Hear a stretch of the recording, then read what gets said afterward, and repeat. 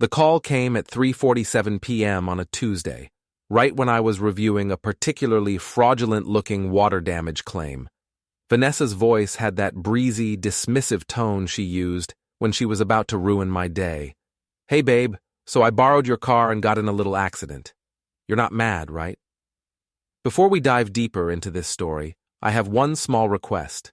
Please subscribe, drop a like, comment, and hit that hype button to boost this channel so more people can discover these incredible Reddit stories. I stared at my computer screen, watching the cursor blink in the damage assessment field. 3 accidents in 6 months. 3. And now she was asking if I was mad, like she'd accidentally used the last of the milk. "Not at all," I said, my voice flat as roadkill.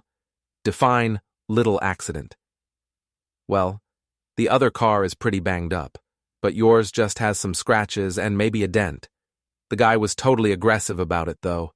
Really unreasonable." I leaned back in my cubicle chair, the springs squeaking like my patience. Tom Hargrove, 31 years old, claims adjuster for Consolidated Insurance, and apparently the world's biggest sucker. The fluorescent lights hummed overhead, casting that sickly office glow that made everyone look like they were dying slowly. "Vanessa, we've talked about this. You're supposed to ask before taking my car." "I did ask. I texted you like an hour ago." I scrolled through my phone. No texts, no missed calls except hers. But arguing with Vanessa about reality was like trying to nail Jell-O to a wall, messy and ultimately pointless. "Where are you now?" "At the scene. The police are here. They want to see insurance cards and stuff." My stomach dropped into my shoes. "Please tell me you have your insurance card with you." Silence. The kind of silence that costs money. "Vanessa? Well, see, that's kind of complicated. I've been meaning to get my own policy, but yours covers me when I drive your car, right? That's how it works?" I closed my eyes and counted to 10, then 20. At my desk across the cubicle maze, my colleague Marissa was pretending not to eavesdrop while obviously eavesdropping. Her typing had stopped completely. "No, Vanessa, that's not how it works. You need to be listed on my policy or have your own coverage." "But we live together." "We don't live together. You have your own apartment. You sleep over sometimes." Another silence, this one crackling with indignation. "Fine, whatever. Can you just come down here and sort this out? The officer is getting impatient." I looked at my desk. 17 claims to review before 5 o'clock. A stack of fraud investigations that wouldn't read themselves, and a girlfriend who apparently thought insurance worked like a magic wand. You wave at problems. "Text me the address. I'll be there in 20 minutes. After I hung up, Marissa swiveled in her chair. "Trouble in paradise?" "Paradise is a strong word for whatever this is." I grabbed my jacket and keys. "If Henderson asks, I'm at a claim site." "Sure thing. Hey, Tom." She lowered her voice conspiratorially. "Maybe it's time to consider upgrading your coverage. You know, the kind that doesn't include other people's drama." I almost smiled. Almost. "Thanks for the advice." The drive to the accident scene took me through downtown, past the insurance offices and law firms that fed off situations exactly like this one. My 2019 Toyota Camry had been reliable, economical, and mine. Past tense, apparently. I found them on Elm Street, right outside Morrison's Luxury Auto. Of course. Vanessa was standing next to my car, which now had a spiderweb crack across the windshield and a front bumper that looked like it had been introduced to a brick wall. She was talking animatedly to a police officer while gesturing at a silver Mercedes that looked like it had been through a blender. The officer, a stocky guy with graying temples, looked up as I approached. His name tag read, Reddick. "You the owner?" "That's me. Tom Hargrove." I shook his hand. "I work for Consolidated Insurance, actually. Claims adjuster." Officer Reddick's eyebrows went up. "Well, that's convenient. Your girlfriend here says she had permission to drive the vehicle." I looked at Vanessa, who was giving me her wide-eyed, innocent look. The same look she'd used when I found her wearing my expensive watch to her friend's party without asking. She did not have permission, I said clearly. Vanessa's mouth fell open. Tom, what are you doing? Being honest, you took my car without asking. Again. Officer Reddick made a note. Sir, are you saying this was unauthorized use of your vehicle? The question hung in the air like smoke. I could feel Vanessa staring at me, probably calculating how much trouble she was in. The owner of the Mercedes, a well-dressed woman in her 50s, was watching us with the expression of someone who smelled money. I'm saying, I need to review the situation and get back to you, I said finally. Can I get a copy of the police report? Absolutely. Case number 2024-15847. I memorized it. In my line of work, case numbers were everything. The drive home was silent except for Vanessa's occasional sighs and the rattle of my damaged car. She'd ridden with me, leaving her friend Tara to pick her up later. Every pothole we hit made something new, creak or groan. I can't believe you threw me under the bus like that, she said, as we pulled into my apartment complex. I didn't throw you anywhere, I told the truth. Same thing. She slammed the passenger door hard enough to make me wince. My apartment was on the 3rd floor of a decent complex with a gym I never used and a pool that was closed more often than it was open. Vanessa had been spending more and more time here lately, leaving her stuff scattered around like she was marking territory. I poured myself a beer and sat at my kitchen table with my laptop. Time to do what I did best: investigate. Logging into my insurance portal was like opening Pandora's box. My premium had increased 47% over the past year. 3 claims, all involving Vanessa driving my car. The latest one hadn't even been processed yet, but I could already see the damage assessment pending. What are you doing? Vanessa asked, appearing in the kitchen doorway. Checking my insurance. And? I turned the laptop screen toward her. See this?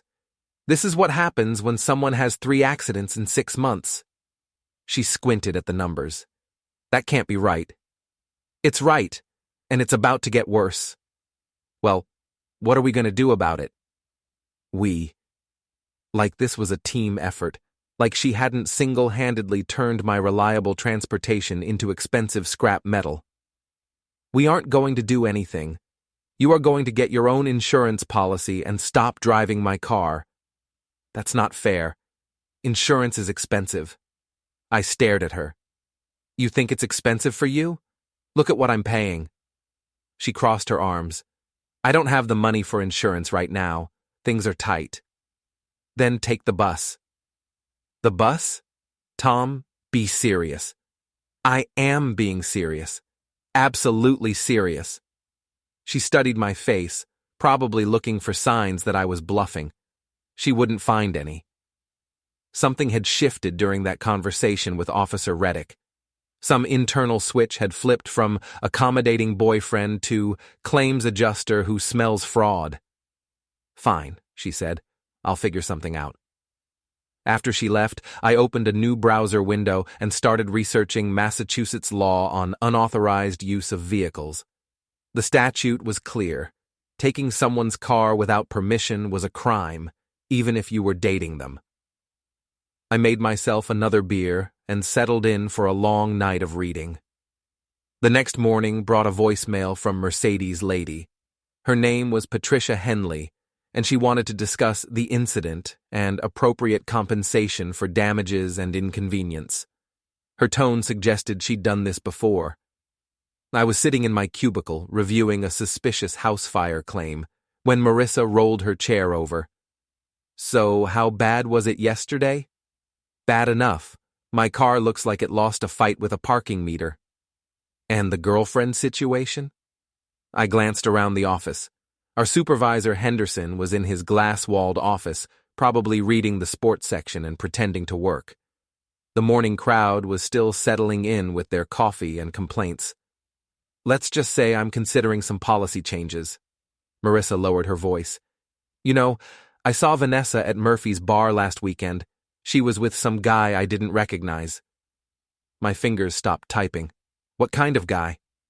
Slick-looking, expensive clothes, driving a BMW. They looked pretty cozy. I processed this information like I would any other claim detail, objectively, methodically, without emotion. Did you get a good look at him? Good enough? Tall, dark hair, probably mid-30s. Had that car salesman vibe, you know? Car salesman. The accident happened right outside Morrison's luxury auto. Coincidence? In my experience, there were no coincidences, only patterns people didn't want to see. Thanks for letting me know. Hey, Tom, I'm sorry. I know that sucks to hear. It's information. Information is never bad. But it was bad. It was the kind of bad that settled in your chest like indigestion and stayed there all day. I spent my lunch break driving to Morrison's luxury auto instead of eating. The dealership was one of those gleaming temples to expensive taste, all glass and chrome and cars that cost more than most people's houses. I parked in the visitor section and walked through the showroom. Salesmen in expensive suits circled like sharks, but I waved them off. I was just looking. The service department was in back, connected to the showroom by a corridor lined with awards and customer testimonials. I found what I was looking for at the service desk. A duty roster with employee photos and names. There he was. Elliot Eli Kramer, sales manager. Dark hair, expensive smile, the kind of guy who called everyone buddy and meant it as a threat. Can I help you?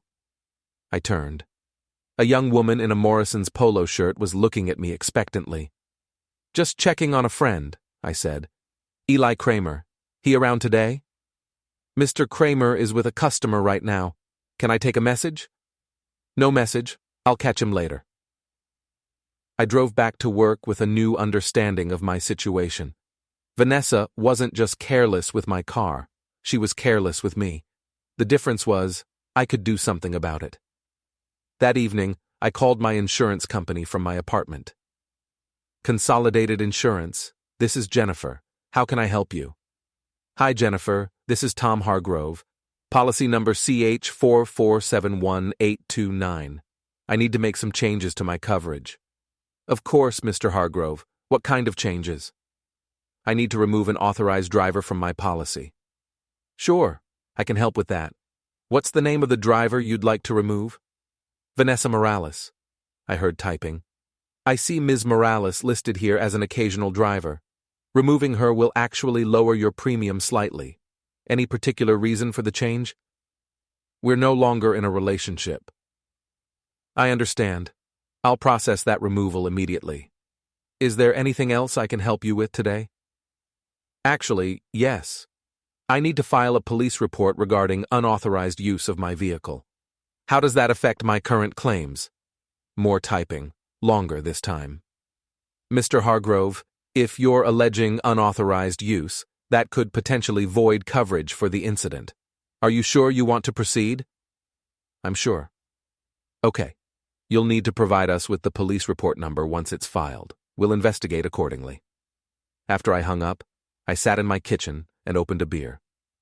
Through my window, I could see the parking lot where my damaged Camry sat like a monument to poor judgment. Tomorrow, I'd file that police report. Tonight, I had other plans. I called my friend Samir, who worked in IT at Consolidated and had a useful set of skills that weren't entirely legal. Tom, what's up, man? I need a favor, the kind you're good at. What kind of trouble are you in? The kind that requires information. Can you meet me at Murphy's? Murphy's Bar was the kind of place where insurance adjusters went to forget about fraudulent claims and lying customers. Dark wood, dim lights, and a bartender who minded his own business. Samir was already there when I arrived, nursing a craft beer and looking like he'd rather be home playing video games. He was thin, nervous, and brilliant with computers in ways that made me glad he was on my side. So what's this about? He asked as I sat down. I told him about Vanessa, the accidents, and Eli Kramer. Samir listened without interrupting, occasionally nodding like he was debugging code in his head. You want me to dig up information on this guy? Just basic stuff. Social media, public records, Anything that might be useful. Define useful. Anything that might explain why my girlfriend is suddenly interested in luxury car salesmen. Samir pulled out his laptop. Give me 20 minutes. While he worked, I watched the after-work crowd filter in. Construction workers, office drones, a few cops from the local precinct, normal people with normal problems. Got something? Samir said, turning his screen toward me. Eli Kramer's Facebook page was a monument to expensive taste and poor judgment. Photos of him with various cars, various women, various expensive meals. His relationship status was listed as, "It's complicated." Check this out, Samir said, scrolling down. Posted 3 days ago. It was a photo of Eli standing next to a red Corvette, arm around a brunette in a tight dress. The brunette was Vanessa. Son of a bitch, I said quietly. Gets better. Look at the comments. The comments were a mix of congratulations and crude jokes about Eli's new ride. Someone had tagged Vanessa with a heart emoji. She'd responded with her own heart emoji and "Thanks, babe." When was this posted? Tuesday night, about 2 hours after your accident, according to the timestamp. I stared at the screen. While I was dealing with police reports and insurance claims, Vanessa was celebrating with her new boyfriend. The accident wasn't carelessness. It was convenience. There's more, Samir said. I checked her social media, too. She's been posting about Eli for weeks. Dinner dates, shopping trips, even a weekend in Boston last month. She's been living a whole different life. The beer in my hand suddenly tasted like ash. Print all of this. Tom, what are you planning? I'm planning to file an accurate police report with supporting documentation. Samir looked uncomfortable. This is getting pretty heavy, man. She crashed my car while cheating on me, then lied to the police about having permission to drive it. I'm not the one making it heavy. He printed the pages and slid them across the table. Just be careful, okay? Revenge has a way of getting complicated. This isn't revenge. This is claims adjustment. But even as I said it, I knew it wasn't entirely true. Sitting there in Murphy's bar, looking at photos of my girlfriend with another man, I felt something cold and calculating settle in my chest. Something that had nothing to do with insurance and everything to do with justice. I finished my beer and headed home to prepare for tomorrow's police report. The next morning, I took a personal day and drove to the police station. Officer Reddick was working the day shift, which made things convenient. Mr. Hargrove, he said, looking up from his desk, didn't expect to see you again so soon. I've been thinking about our conversation yesterday, about unauthorized use. He gestured to a chair across from his desk. Have a seat. What's on your mind? I pulled out the printed Facebook pages and laid them in front of him. I did some research last night.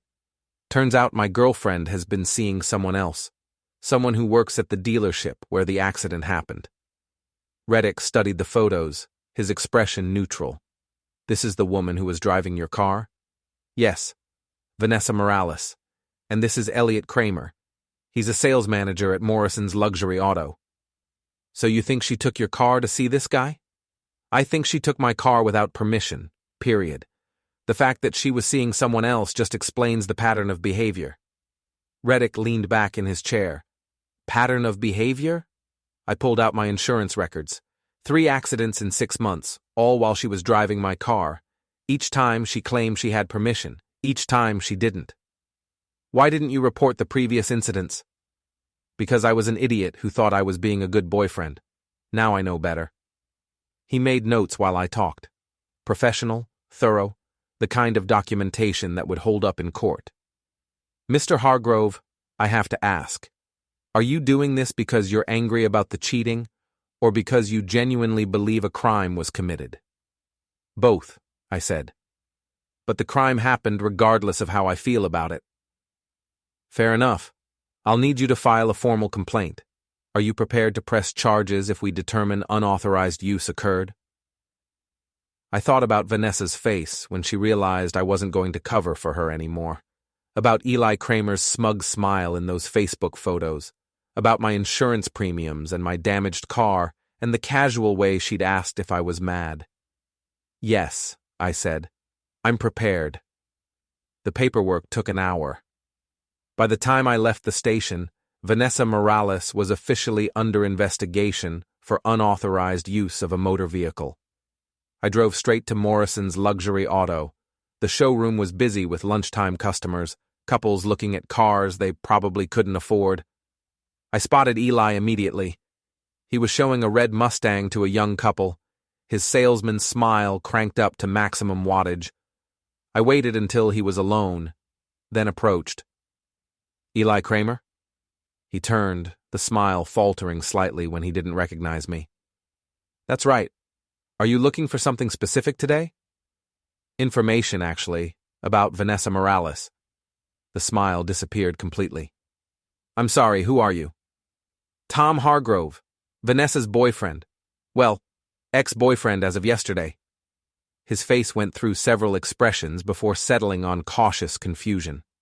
I'm not sure what you want me to say. I don't want you to say anything. I just wanted to see what she was trading up for. Look, man, I don't know what Vanessa told you, but she didn't tell me anything. Facebook did. That landed. He glanced around the showroom, probably checking to see who was listening. Maybe we should take this conversation outside, he said. No need. I'm not here to cause trouble. I'm just here to let you know that Vanessa is about to have some legal problems related to unauthorized use of my vehicle. Problems that might affect anyone associated with her. What kind of legal problems? The kind that involve police reports and insurance fraud investigations. The kind that make people ask uncomfortable questions about who knew what when. Eli's face had gone pale. I didn't know she didn't have permission to drive your car. Of course you didn't. Just like you didn't know she was still living with me when you started dating her. She said you guys were broken up. She says a lot of things. Most of them aren't true. I pulled out one of my business cards and handed it to him. Tom Hargrove, Consolidated Insurance, Claims Investigation Division. If anyone asks, we never met. I left him standing there holding my card, probably wondering how much trouble he was in. The drive home gave me time to think about what came next. Vanessa would find out about the police report soon enough. She'd call, probably crying, definitely angry. She'd want to know why I was doing this to her, but I wouldn't be doing anything to her. I'd just be letting the truth run its course. My phone rang as I pulled into my apartment complex. Vanessa's number. Tom, what the hell is going on? I just got a call from some detective asking me to come in for questioning. Detective Rodriguez, probably. He's handling your case. My case? What case? Unauthorized use of a motor vehicle, also known as car theft. Silence. Then, you son of a bitch. Vanessa, you took my car without permission and crashed it. That's a crime. The fact that you were cheating on me while you did it just makes it worse. I wasn't cheating. Eli and I are just friends. Facebook says otherwise. Another silence. Longer this time. Tom, please, don't do this. I'll pay for the damages. I'll get my own insurance, whatever you want. What I want is for people to face consequences for their actions. This will ruin me. I could lose my job. You should have thought of that before you decided to live a double life. Please, Tom. I'm begging you. The desperation in her voice almost got to me. Almost. But then I remembered the photos of her with Eli, the casual way she'd asked if I was mad, the 3 accidents and the lies and the complete lack of respect for me or my property. I'm sorry, Vanessa, I really am. But this is out of my hands now. No, it's not. You could drop the charges. I could, but I won't. I hung up and turned off my phone. That evening, I met Samir at Murphy's again. He looked nervous, like he always did when one of his computer projects started having real-world consequences. So, I heard through the grapevine that Vanessa got arrested today, he said. Not arrested, questioned. There's a difference. For now. Tom, are you sure about this? I mean, she's looking at serious charges. She committed serious crimes. But she's also your girlfriend. Was your girlfriend. Whatever. I took a long drink of my beer. Samir, let me ask you something. If someone stole your car and crashed it, what would you do? I'd be pissed. And if they lied to the police about having permission to drive it? I'd be really pissed. And if you found out they were cheating on you the whole time? Samir was quiet for a moment. I'd probably want them to pay. Exactly. But this isn't just about payment, is it? This is about destroying her life. I looked around the bar. Construction workers complaining about their bosses, office workers complaining about their spouses, normal people with normal problems, none of them sitting in judgment of me. She destroyed her own life, I said. I'm just documenting it. But even as I said it, I knew Samir was right. This had moved beyond simple justice into something darker, something that felt good in a way that probably wasn't healthy. I didn't care. For the first time in months, I felt like I was in control of something, and I was just getting started. The call from Detective Rodriguez came 3 days later. Vanessa had been formally charged with unauthorized use of a motor vehicle, and the case was moving forward. Her arraignment was scheduled for the following week. Mr. Hargrove, I wanted to let you know that Ms. Morales has retained an attorney.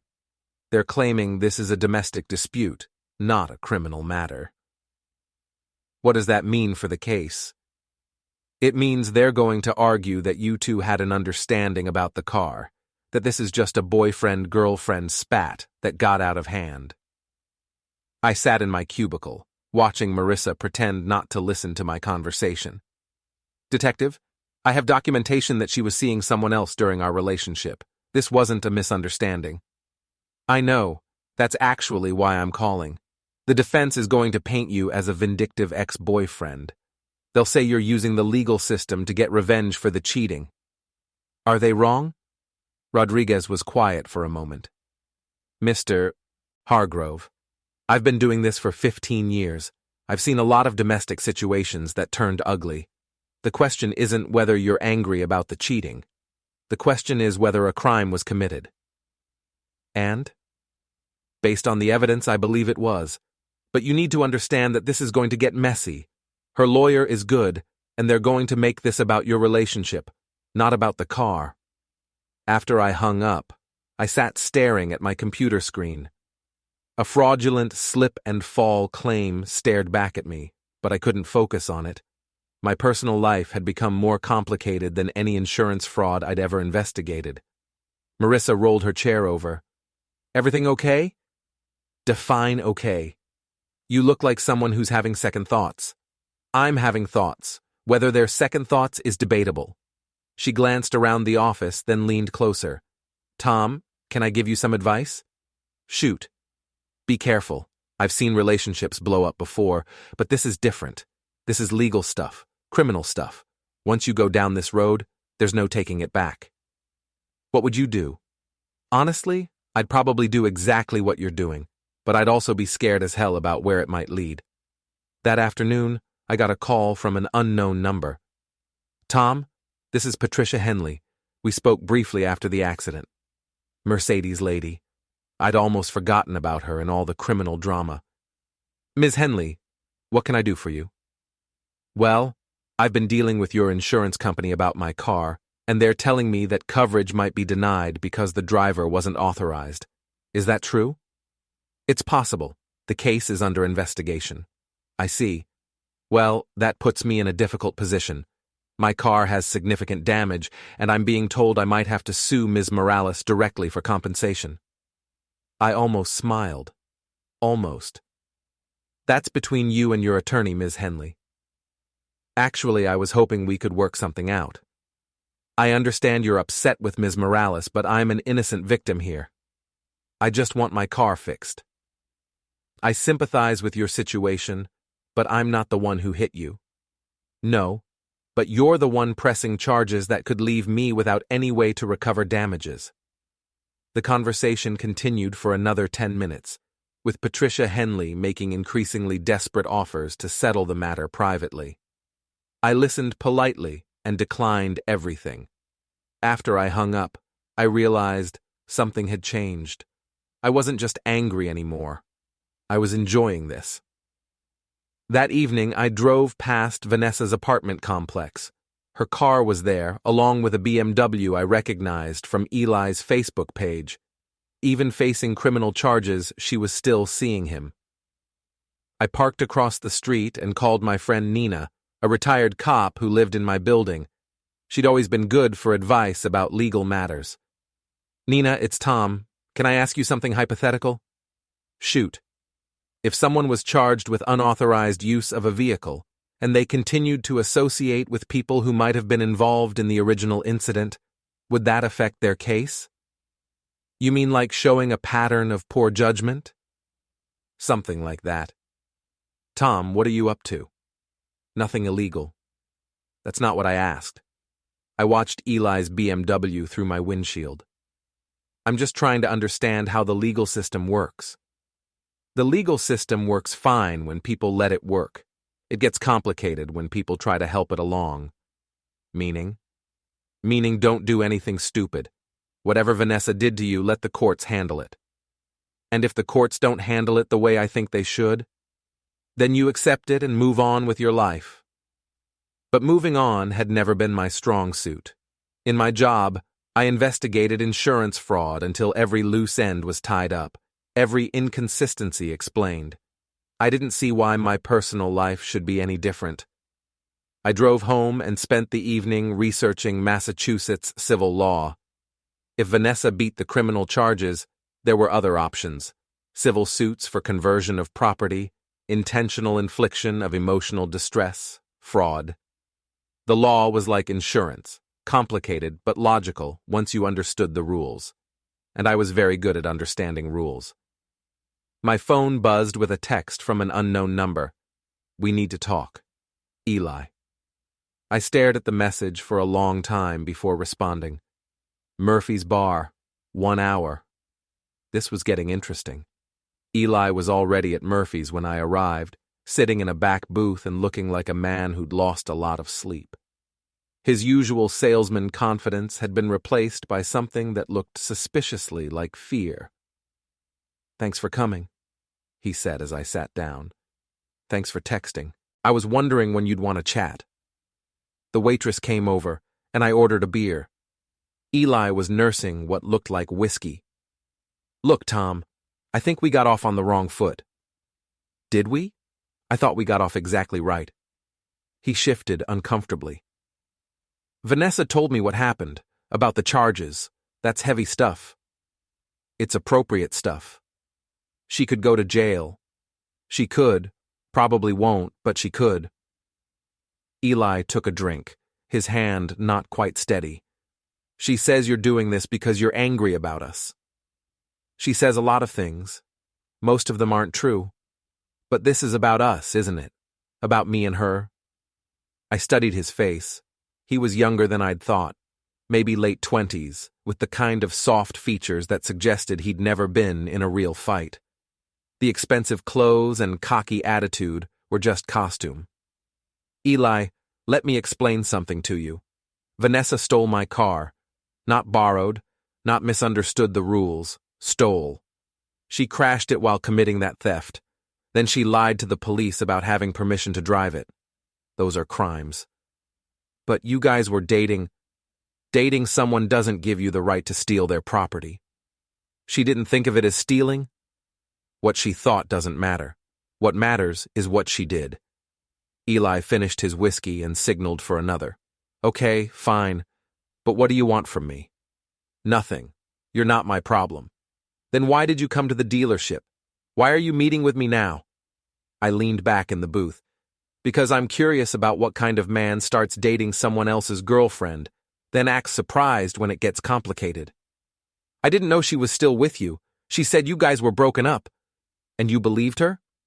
"Why wouldn't I?" "Because she was living in my apartment and driving my car. Because she was listed on my insurance. Because if you'd done 5 minutes of basic research, you would have figured out she was lying." Eli's second whiskey arrived, and he took a large gulp. Look, I'm sorry about your car. I'm sorry about the whole situation. But I'm not the bad guy here. No? Then who is? Nobody. It's just a misunderstanding that got out of hand. I almost laughed. Eli, do you know what I do for a living? Vanessa said something about insurance. I investigate insurance fraud. I spend my days talking to people who think they can lie their way out of consequences. You know what they all have in common? He didn't answer. They all think they're the victim. They all think the situation is just a misunderstanding. They all think someone else is the bad guy. This is different. No, it's not. It's exactly the same. Eli was quiet for a long moment, staring into his whiskey like it might have answers. What do you want me to do? He asked finally. I want you to stop pretending this is complicated. Vanessa lied to you, she lied to me, and she lied to the police. Now she's facing consequences.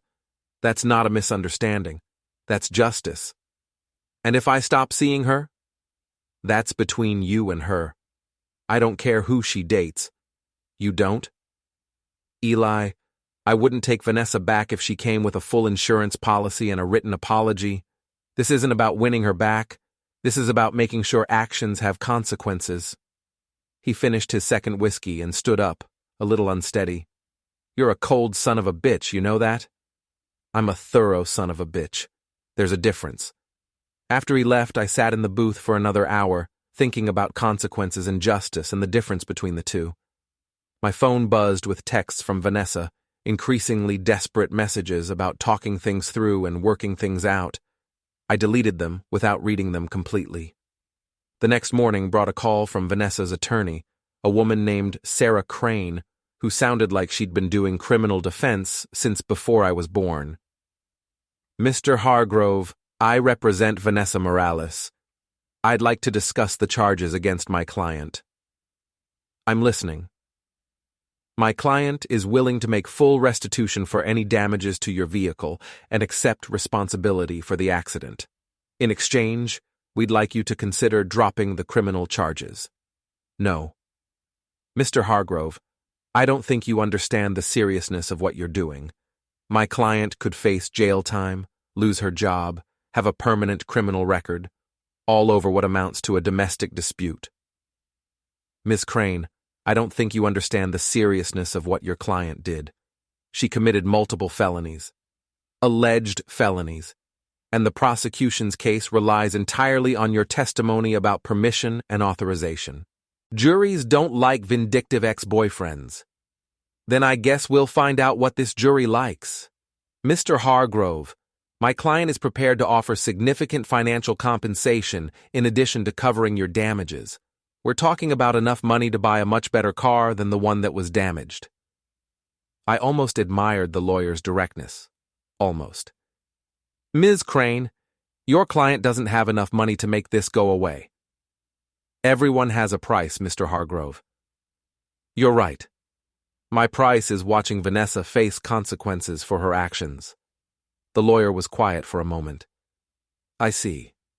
Well, Mr. Hargrove, I hope you're prepared for what comes next, because if this goes to trial, we're going to make this about your character, not hers. We're going to show the jury exactly what kind of man uses the criminal justice system to get revenge on an ex-girlfriend. Good luck with that. After I hung up, I realized I was smiling. For the first time in months, I felt like I was exactly where I was supposed to be. The game was just getting started.